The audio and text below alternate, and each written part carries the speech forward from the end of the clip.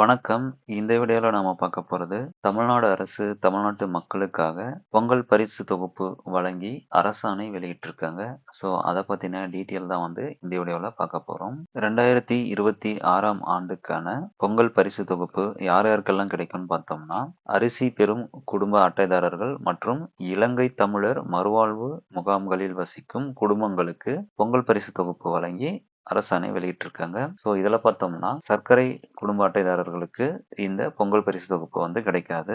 இந்த பொங்கல் பரிசு தொகுப்புல என்னெல்லாம் குடுக்குறாங்க அப்படின்னு பார்க்கும்போது, ரூபாய் 3000 ரொக்கமாக ரொக்கத்தொகையாகவும் மற்றும் 1 கிலோ அரிசி, 1 கிலோ சர்க்கரை, 1 முழு கரும்பும் வந்து பொங்கல் பரிசாக குடுக்க இருக்காங்க. இதற்கான அரசாணை வெளியீடு பார்த்தோம்னா 5/1/2024 இந்த தேதியில தான் வந்து வெளியிட்டிருக்காங்க.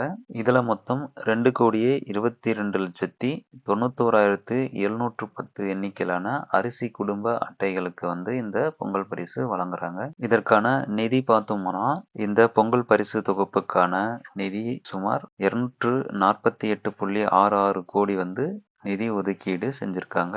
பொங்கல் பரிசா பார்த்தோம் அப்படின்னா ரூபாய் 3000 ரொக்கமா கிடைக்கும். இந்த பொங்கல் பரிசு தொகுப்பை நீங்க வாங்கணும் அப்படின்னா 6ஆம் தேதியிலிருந்து உங்களுக்கான டோக்கன்கள் உங்க பகுதியில் இருக்கக்கூடிய ரேஷன் கடைகளிலே வந்து வழங்கப்படும்னு சொல்லியிருக்காங்க.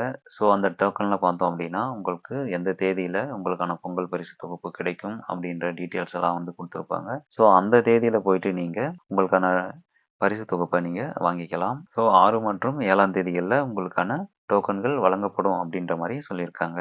நீங்க இந்த பொங்கல் பரிசு தொகுப்பு பற்றின உங்களுடைய கருத்துக்களை வந்து சொல்லலாம். உங்களுக்கான பொங்கல் பரிசை நீங்க மிஸ் பண்ணாம கரெக்டான தேதியில போயிட்டு டோக்கனை வாங்கிட்டு உங்களுக்கான பொங்கல் பரிசையும் அந்த குறிப்பிட்ட நாட்கள்ல வாங்கிக்கோங்க.